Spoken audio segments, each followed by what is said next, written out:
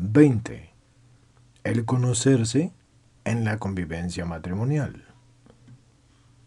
5 de marzo del 80 a 9 de marzo del 80.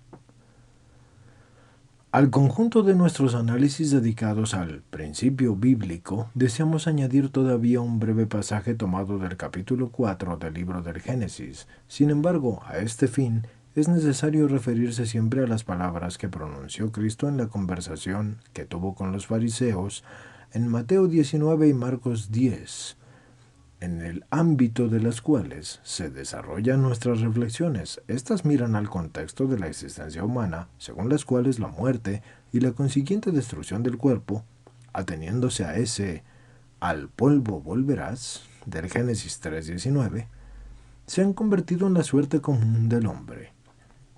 Cristo se refiere al principio, a la dimensión originaria del misterio de la creación. En cuanto a que esta dimensión ya había sido rota por el mysterium iniquitatis, y esto es por el pecado, y juntamente con él también por la muerte, o mysterium mortis. El pecado y la muerte entraron en la historia del hombre en cierto modo a través del corazón mismo de esa unidad que desde el principio estaba formada por el hombre y por la mujer, creados y llamados a convertirse en una sola carne. Génesis 2:24. Ya al comienzo de nuestras meditaciones hemos constatado que Cristo, al remitirse al principio, nos lleva en cierto modo más allá del límite del estado pecaminoso hereditario del hombre hasta su inocencia originaria. Él nos permite así encontrar la continuidad y el vínculo que existe entre estas dos situaciones mediante las cuales se ha producido el drama de los orígenes y también la revelación del misterio del hombre al hombre histórico. Esto, por decirlo así, nos autoriza a pasar, después de los análisis que miran al estado de la inocencia originaria, al último de ellos, es decir, al análisis del conocimiento y de la generación. Temáticamente, está íntimamente unido a la bendición de la fecundidad inserta en el primer relato de la creación del hombre como varón y mujer, Génesis 1, versículos 27 y 28. En cambio, históricamente ya está inserta en ese horizonte de pecado y de muerte que, como enseña el libro del Génesis en el Génesis 3, ha grabado sobre la conciencia del significado del cuerpo humano junto con la transgresión de la primera alianza con el Creador. En el Génesis 4, y todavía pues, en el ámbito del texto yahivista, leemos: «Conoció el hombre a su mujer, que concibió y parió a Caín, diciendo, he alcanzado de Yahvé un varón. Y volvió a parir, y tuvo a Abel, su hermano». Génesis 4, 1, 2.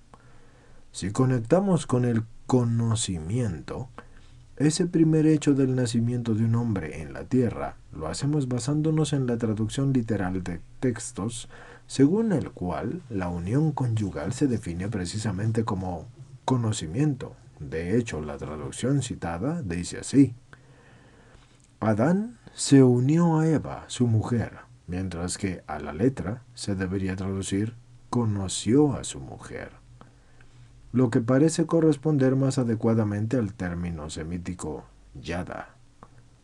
Se puede ver en esto un signo de pobreza de la lengua arcaica, a la que le faltaban varias expresiones para definir los hechos diferenciados. No obstante, es significativo que la situación en la que marido y mujer se unen tan íntimamente entre sí, que forman una sola carne, se defina como un conocimiento. Efectivamente, de este modo, de la misma pobreza del lenguaje parece emerger una profundidad específica de significado que se deriva precisamente de todos los significados analizados hasta ahora. Evidentemente, esto es también importante en cuanto al arquetipo de nuestro modo de considerar al hombre corpóreo, su masculinidad y su feminidad, y por lo tanto su sexo. Efectivamente, así, a través del término conocimiento, utilizado en el Génesis 4, versículos 1 y 2, y frecuentemente en la Biblia, la relación conyugal del hombre y de la mujer, es decir, el hecho de que a través de la dualidad del sexo se conviertan en una sola carne, ha sido elevado e introducido en la dimensión específica de las personas. El Génesis 4, versículos 1-2, habla solo del conocimiento de la mujer por parte del hombre, como para subrayar sobre todo la actividad de este último, pero se puede hablar también de la reciprocidad de este conocimiento en el que el hombre y la mujer participan mediante sus cuerpos y sus sexos.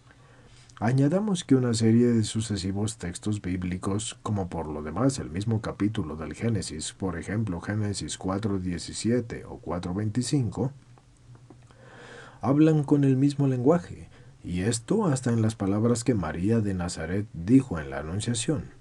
¿Cómo podrá hacer esto? Pues yo no conozco varón. Lucas 1:34. Así con este bíblico conoció, que aparece por primera vez en el Génesis 4, versículos 1-2, por una parte, nos encontramos frente a la directa expresión de la intención humana, porque es propia del conocimiento, y por otra, frente a toda la realidad de la convivencia y de la unión conyugal, en la que el hombre y la mujer se convierten en una sola carne. Al hablar aquí de conocimiento, aunque sea a causa de la pobreza de la lengua, la Biblia indica la esencia más profunda de la realidad de la convivencia matrimonial. Esta esencia aparece como un componente y a la vez como un resultado de esos significados cuya huella tratamos de seguir desde el comienzo de nuestro estudio.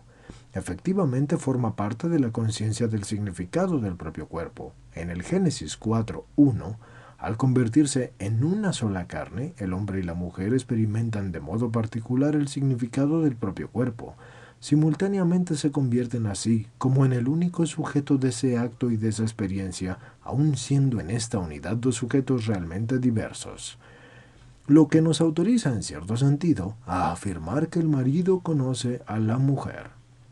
O también que ambos se conocen recíprocamente y se revelan pues el uno a la otra, o la otra al uno, con esa específica profundidad del propio yo humano, que se revela precisamente también mediante su sexo, su masculinidad y su feminidad.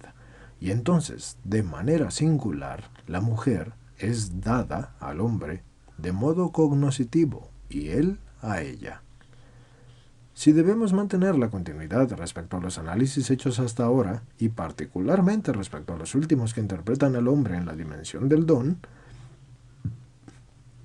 entonces es necesario observar que según el libro del Génesis, datum y donum son equivalentes. Sin embargo, el Génesis 4, versículos 1 y 2 acentúan sobre todo el datum, en el conocimiento conyugal, porque la mujer es dada al hombre y él a ella, porque el cuerpo y el sexo entran directamente en la estructura y en el contenido mismo de este conocimiento. Así pues, la realidad de la unión conyugal, en la que el hombre y la mujer se convierten en una sola carne, contiene en sí un descubrimiento nuevo y en cierto sentido definitivo del significado del cuerpo humano en su masculinidad y feminidad. Pero a propósito de este descubrimiento, ¿es justo hablar solo de convivencia sexual? Es necesario tener en cuenta que cada uno de ellos como hombre y mujer no es solo un objeto pasivo definido por el propio cuerpo y sexo, y de este modo determinado por la naturaleza, sino que al contrario, precisamente por el hecho de ser varón y mujer, cada uno de ellos es dado al otro como un sujeto único e irrepetible, como un yo, como una persona. El sexo decide no solo la individualidad somática del hombre, sino que define al mismo tiempo su personal identidad y ser concreto. Y precisamente en esta personal identidad y ser concreto, como irrepetible, ese yo femenino y masculino, porque el hombre es conocido cuando se verifican las palabras del Génesis 2:24. El hombre se unirá a su mujer y los dos vendrán a ser una sola carne. El conocimiento de que habla el Génesis 4, versículos 1 y 2 y todos los textos sucesivos de la Biblia llega a las raíces más íntimas de esta identidad y ser concreto que el hombre y la mujer deben a su sexo, y este ser concreto significa tanto la unicidad como la irrepetibilidad de la persona. Valía la pena, pues, reflexionar en la elocuencia del texto bíblico citado y de la palabra conoció. A pesar de la aparente falta de precisión terminológica, ello nos permite detenernos en la profundidad y en la dimensión de un concepto del que frecuentemente nos priva nuestro lenguaje contemporáneo, aun cuando sea muy preciso. Es necesario tener en cuenta que en la conversación con los fariseos que hubo en Mateo 19, versículos 7 al 9 y en Marcos 10, versículos 4 al 6, Cristo toma una posición al respecto a la praxis de la ley mosaica acerca del llamado libelo del repudio. Las palabras, por la dureza de vuestro corazón, dichas por Cristo, revelan no sólo la historia de los corazones, sino también la complejidad de la ley positiva del Antiguo Testamento que buscaba siempre el compromiso humano. En este campo tan delicado, conocer o yadá, en el lenguaje bíblico, no significa solamente un conocimiento meramente intelectual, sino también una experiencia concreta, como por ejemplo la experiencia del sufrimiento, Isaías 53:3, o del pecado, Sabiduría 3:13, o de la guerra y de la paz, Jueces 3:1 o Isaías 59:8. De esta experiencia nace también el juicio moral, el conocimiento del bien y del mal, Génesis 2, 9 al 17. Entiéndase que cuando les digo X número a tal número, son versículos. El conocimiento entra en el campo de las relaciones interpersonales cuando mira a la solidaridad de la familia, Deuteronomio 33, 9. Y especialmente las relaciones conyugales, precisamente refiriéndose al acto conyugal. El término subraya la paternidad de personajes ilustres y el origen de su prole, Génesis 4, 1 al 25 o 4, 17, y la primera de Samuel 1 al 19.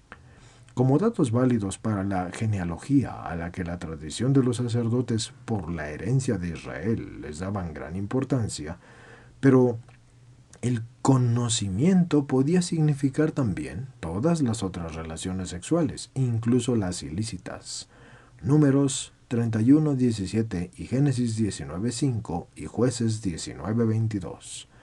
En la forma negativa, el verbo denota la abstención de las relaciones sexuales, especialmente si se trata de vírgenes, por ejemplo, Primera de los Reyes 2:4 o Jueces 11:39.